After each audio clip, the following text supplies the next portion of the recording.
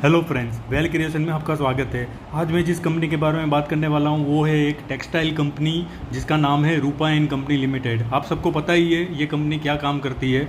ये कंपनी जो है वो इंडिया में भी काम करती है और बाहर भी इस कंपनी का बिजनेस है।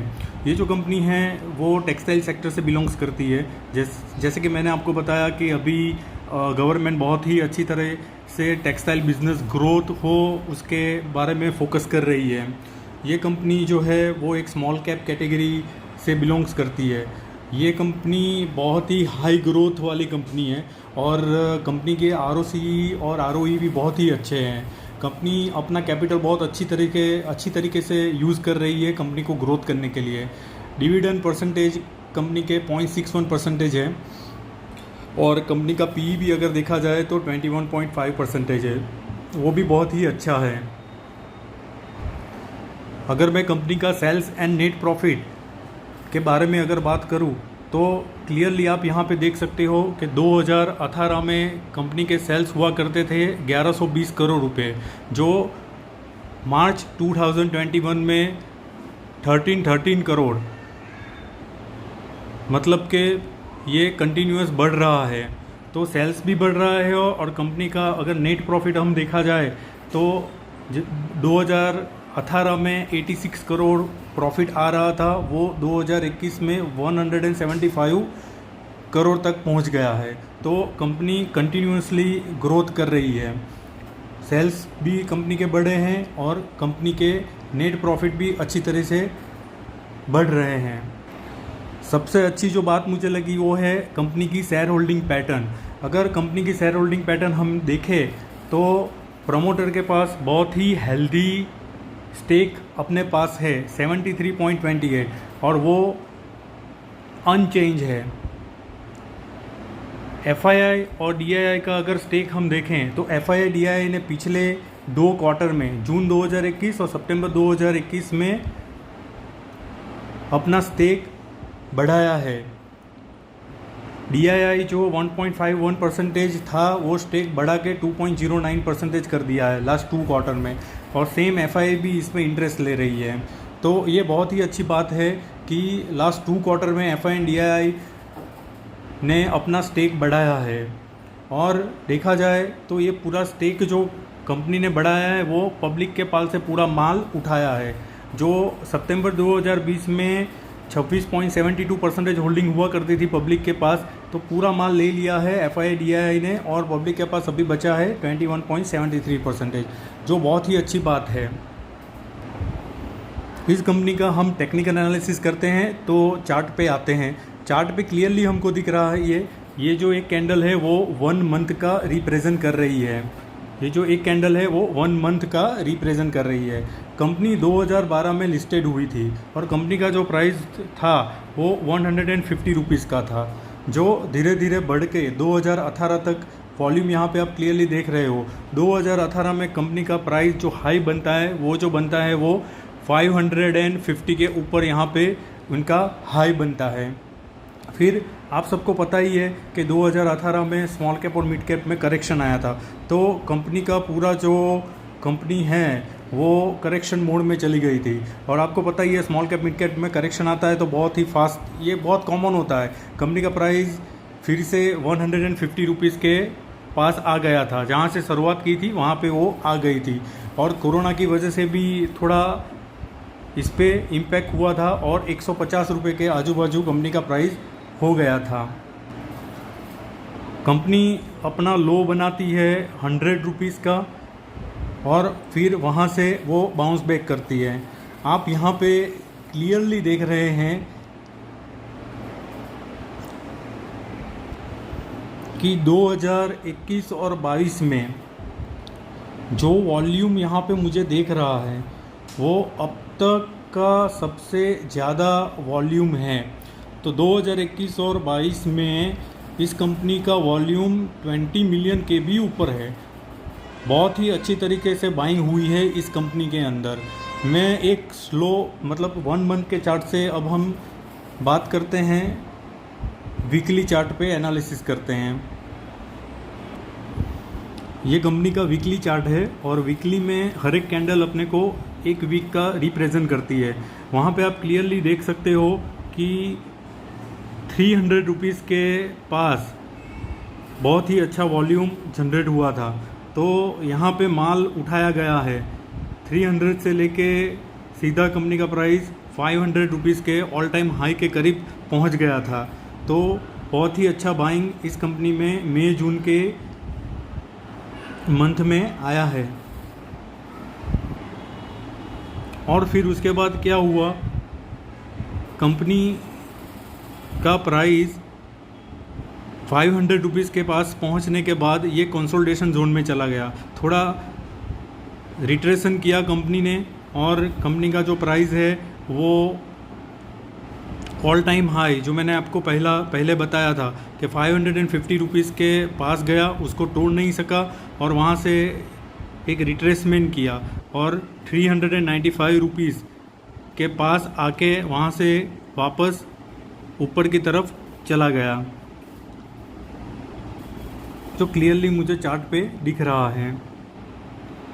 अभी क्या हो रहा है, हाँ हम नीचे भी देख रहे हैं तो वॉल्यूम भी बहुत ही अच्छी तरीके से इसमें थोड़े थोड़े वॉल्यूम भी आ रहे हैं। बाइंग वॉल्यूम ज़्यादा है सेलिंग वॉल्यूम के हिसाब से, तो ये बहुत ही अच्छी बात है। अभी मैं छोटे फ्रेम में आ गया हूँ। ये हर एक कैंडल जो है 1 डे की रिप्रेजेंट करती है। आप क्लियरली इस 1 डे के चार्ट में अच्छी तरह से देख सकते हो कि मई और जून में यहाँ पे जो वॉल्यूम आया था तो कंपनी का प्राइस 300 रुपीज़ था, वहाँ से सीधा वो 500 रुपीज़ तक चला गया था। फिर वहाँ पे ये कंसोलिडेशन जोन में अटक गया। यहाँ पे ये 500 रुपीज़ का जो लाइन ऊपर का जो दिख रहा है उसको तोड़ नहीं सका और एक ही जोन में ये काम करता रहा। यहाँ पे एक बार ये रेजिस्टेंस जो 500 रुपीज़ का उसको लग रहा था उसको तोड़ा, लेकिन ये फॉल्स ब्रेकआउट था और उसके बाद ये नीचे आ गया। फिर क्या हुआ, एक रिट्रेसमेंट दिया और 395 रुपीज़ के पास आके फिर से इसमें बाइंग इमर्ज होना चालू हो गया। फिर वापस वो 500 रुपीज़ के पास आया और वापस यहाँ पे उसको ब्रेक करने की कोशिश किया, लेकिन फिर से उसको रिजेक्शन मिला और फिर से वो नीचे आ गया। नीचे आने के बाद यहाँ पे स्टॉक ने सपोर्ट लिया 450 रुपये के आजू बाजू पे और वापस 500 रुपीज़ को तोड़ने के लिए जो रेजिस्टेंस है उसके पास वापस ये अभी ट्रेड कर रहा है। तो यहाँ से क्या हो सकता है, यहाँ पे मोस्टली मुझे लगता है कि अगर इसको लास्ट डे की कैंडल में देखूँ तो नीचे की तरफ आ रही है। RSI भी मुझे क्लियरली इंडिकेट कर रहा है कि थोड़ा बहुत ये नीचे आ सकता है। तो मुझे ऐसा लग रहा है कि ये 475 रुपये से लेके 500 रुपीज़ के ये जो जोन है उसमें वो ट्रेड कर सकता है। ये जो मैंने ऊपर का जो बॉक्स बना के रखा है वो बॉक्स के अंदर ये ट्रेड कर सकता है।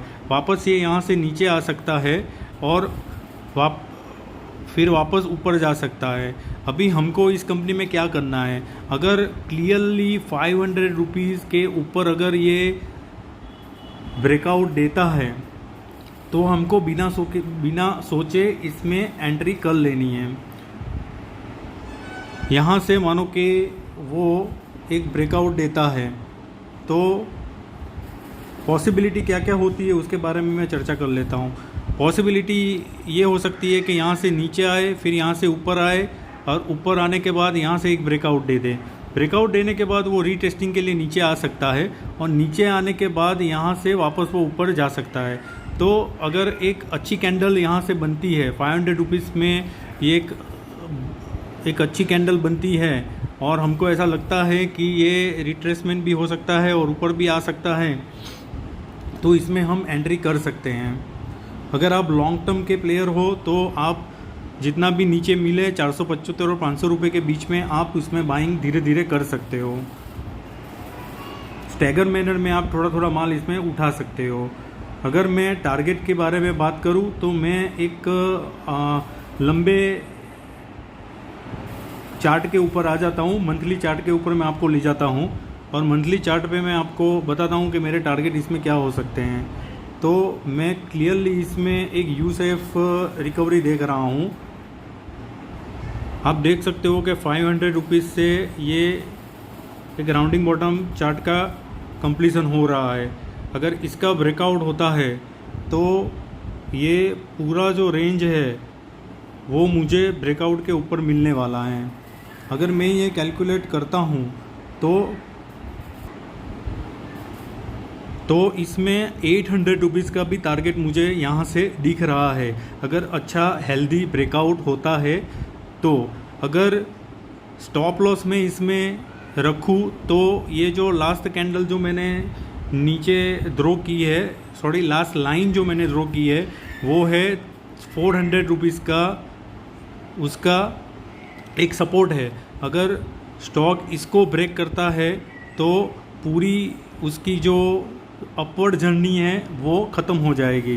तो हमको क्या करना है, इसमें पोजीशन बना सकते हैं 400 रुपीज़ का स्टॉप लॉस लेके, लॉन्ग टर्म स्टॉप लॉस है ये मेरा, और टारगेट जो मेरे रहेंगे वो 800 से लेके 900 रुपीज़ के टारगेट हो सकते हैं। तो अभी कंपनी का प्राइस 500 रुपीज़ का है, वहाँ से मेरा स्टॉप लॉस 400 रुपये के बाजू में है, मतलब कि 100 रुपीज़ का रिस्क है और सामने जो मेरा प्रॉफिट मुझे दिख रहा है वो 400 रुपये का प्रॉफिट दिख रहा है।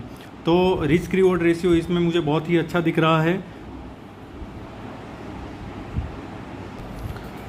तो दोस्तों आप भी इस कंपनी के बारे में देखो, आपको भी क्या लगता है।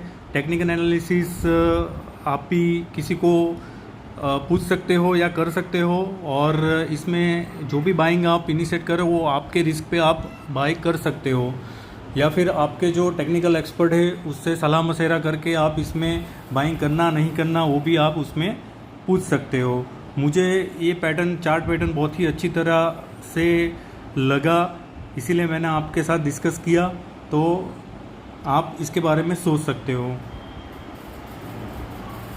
अगर आपको कुछ वैल्यू मिली ये मेरे वीडियो से तो आप लाइक भी कर सकते हो और शेयर भी कर सकते हो, और अगर चैनल पे फर्स्ट टाइम हो तो उसको सब्सक्राइब भी कर सकते हो। Thank you for watching my video.